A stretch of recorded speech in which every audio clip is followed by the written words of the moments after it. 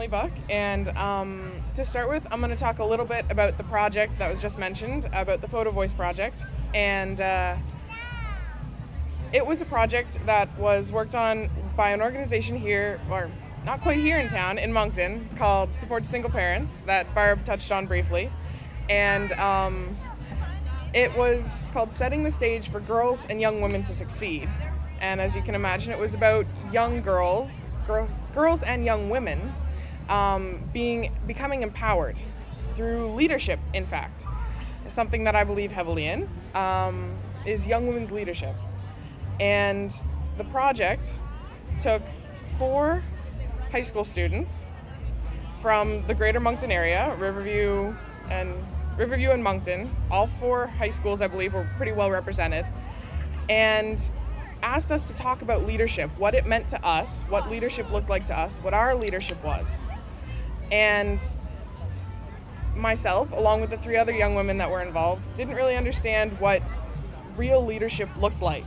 We were like, oh, well, of course, it's, being class president, being a politician, being someone in government. That's what leadership is, right? It's, being in that position of power. And through the leadership, and actually the previous speaker, Barbara Aube, she was involved pretty heavily in that and inspired me to look deeper into what leadership really meant. And so I learned through her what my leadership was and what young women's leadership is to me, and how powerful young women's leadership really can be especially in a province like New Brunswick, where we're in need of something like that, another resource that we can use to our advantage to help change the tide, to help do things differently, because what we're doing right now must not be working. And what we learned through that project, through using our own pictures to create a sort of a presentation of what young women's leadership is in Moncton, in New Brunswick, and in Canada. We identified some things that were a little bit, what we thought was leadership, which was very vague and not very well defined, but it was what it was to us. Being passionate, being caring, helpful, being a good role model, that kind of stuff, And then we identified what the barriers were to young women's leadership. That was the part that we did the best at, I think, because there are a lot of barriers to young women's leadership. The media, society, in large, were what the 2 things that we talked about with that. And I guess with that we learned, okay, well, what do we have to fight against? We have to fight against what the media tells us about our bodies, what society tells us about what we have to do and what we are allowed to do. And we have to fight against our own expectations as well. Because, I've never met someone with more expectations of themselves than a young woman who wants to be a leader. There's so many different things that you think you have to do, and in reality, all you have to do is be yourself. That's what I came to learn from the project, was that you have to, in order to be a leader, there's basically 2 things that you have to do. I don't normally have to use a microphone because I speak pretty loudly, so I'm going to have to use it pretty close. Okay. But so the 2 things that I learned are on how to be a leader is, 1, you have to find something that you love to do. What's your thing, your passion, the thing that drives you to, get up and go to that 9 to 5 or 4 to 12 or whatever it may be every day and night. And if you find that, and then go ahead and do it. Let yourself do what you love more than anything else in the world. Find what you're passionate about. Make music, make art. Become an activist if that's what you love to do. Or go get involved in volunteering. Go get involved in a nonprofit. Do whatever it is that you absolutely cannot help yourself but to do. And if you do that, if you allow yourself to grow in that space and allow yourself to do what you love, that's when you'll realize what leadership is. That's when you'll be a leader. Because if you're doing something that you love to do, no matter what, and at any age, whether it's post-retirement, preschool, doesn't matter. If you're doing something that you absolutely adore doing, you're going to shine in it and you're going to inspire others. And if inspiring others isn't leadership, I don't know what is. And that's something that that's what I learned from the project. And by the time I had graduated high school, I was pretty much the only one left involved in the project. And so the people involved at Support Single Parents said, well, we've created a presentation with this now. Why don't you run with it? Why don't you give this presentation to other people? Why don't you go talk to the youth in your community and inspire them the way you've inspired us? Considering I hadn't thought of myself as a leader until about halfway through grade 12, that was a pretty shocking request. What do you mean that you want me to go talk to other teenagers? That's the most terrifying thing you can ask a teenager to do, especially in on a big stage in front of a lot of people. I hated public speaking. I was definitely not about to volunteer for that. But I did it because someone in the agency believed in me and said, if you don't do it, you're going to be wasting an incredible opportunity. And so I did it. I went and I've given presentations to Evergreen Middle School, to Moncton High, to countless community groups about young women's leadership, about the power that young women have when they find that thing that they love to do, and they do it without any worry about consequences or about what people will think of them because they love doing it. And giving those presentations, it's an experience I wouldn't trade for the world. Because watching, when I did the presentations at middle schools, watching a 12-year-old girl realize as you're speaking to her that she's never thought of herself as a leader. More importantly, she never thought she could become a leader because she didn't think she wasn't about to go run for class president, so where's her role in leadership? Where's her spot for that? And seeing that light behind her eyes, just light up, and she realizes, no, I can do this. I can do what I love to do. I can make music with my friends the way I would love to do for the rest of my life. And that makes me a leader because it inspires others. It's the most incredible experience I've ever had. And it didn't just happen once. Every time I've gone to speak pretty much at anything, at any event where there's youth, and I've talked to, the young people who listen, and at least one person every time comes up to me, and they could be a 12-year-old, 15, 18, doesn't matter. And they say, you made me realize something that I didn't realize before, and that's that I can change something. If I don't like something in the world, I can get up and do it myself and change that. I can inspire someone else by doing what I love to do. And it's something that they don't often realize because our society doesn't tell young women that they can do whatever it is that they set their minds to do. Sure, in some way, you can be whatever you want when you grow up. But if you're in New Brunswick, you can't be, anything to do with art because there's no jobs in that. Or if you grow up speaking only one language, well, you can't go live in another language because that's impossible. It's not. Bilingualism is very real and it's very easy. If you put your mind to it, you can do whatever you set your mind to. If it's something you love to do, nothing is going to stop you from doing that. The only thing that stops you is letting whatever is going on get to you.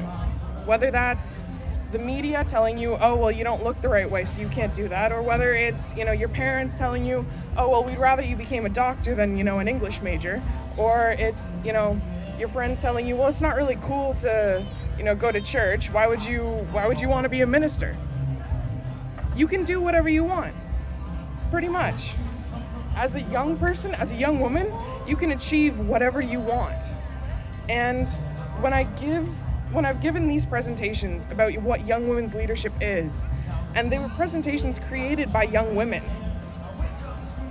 the reaction is always, it's so incredible because I've gotten emails saying oh, listen, you gave a presentation a couple months ago at my high school, and I'm working on this project now, and it's got a couple hundred followers on Twitter or what have you, and I was wondering what you think I should do next, or I was wondering, do you have any advice? Because you're clearly super successful and you should know exactly what I'm talking about. It's kind of overwhelming to say, oh, well, now I'm a role model for someone else. But that's my lot in life. I'm a role model now to a couple of teens who think that, the stuff that comes out of my mouth, whether it's, nonsense or made up or whatever, helps them. And that's what I love to do. Inspiring people is something speaking to people is something that I really love doing. And it's speaking to young women and helping them realize the thing that they love to do is something that they can actually spend their lives on, whether they get paid for it or not. It's incredible. The power that young women have they can put it to whatever they want and they'll change it. Young women in Fredericton didn't like the dress code at their high school. So they made a big deal and made a lot of noise, and it got on CTV and it got on Global News, and they made their school listen to their ideas. And something just as small as that can make a huge impact, that now the girls in that high school don't have to put up with the same dress code that they had before, which was unfairly regulated. And it's something that's very outstanding to me, is seeing the power of youth leadership, because people don't often put a lot of stock in youth. Oh, well, you're going to go play Pokemon Go and you're going to go sit on Twitter all day and you're going to play video games all night in the summer and that's all you're going to do.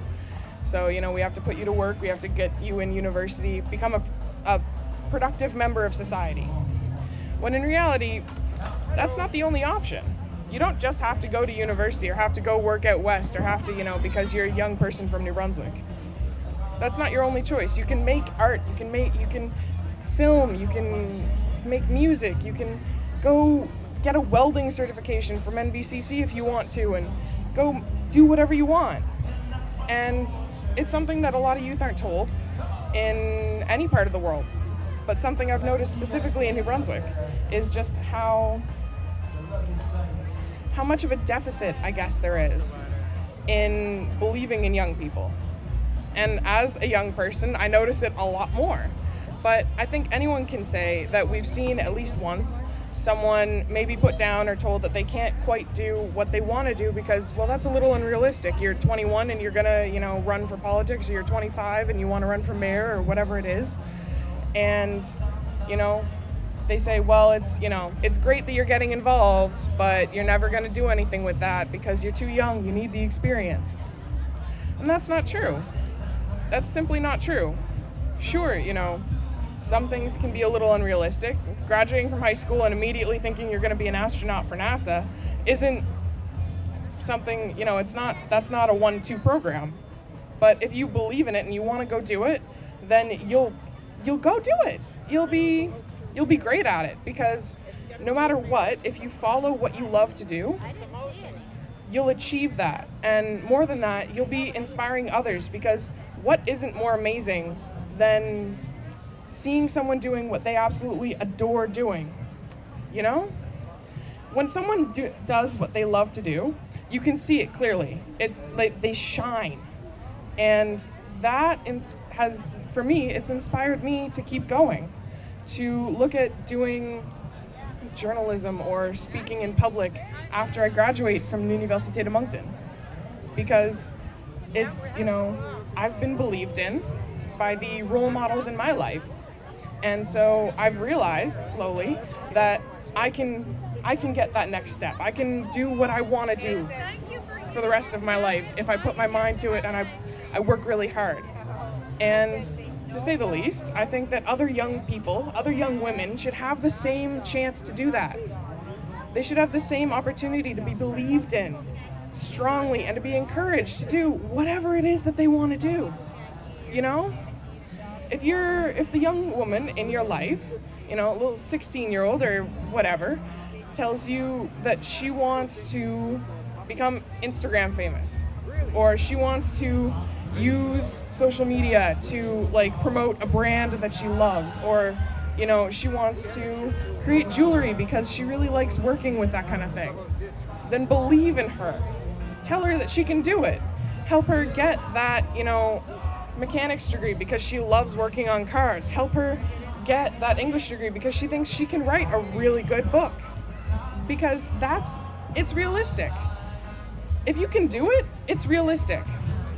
Just because it might not be something that we think is easy doesn't mean it's not worth it.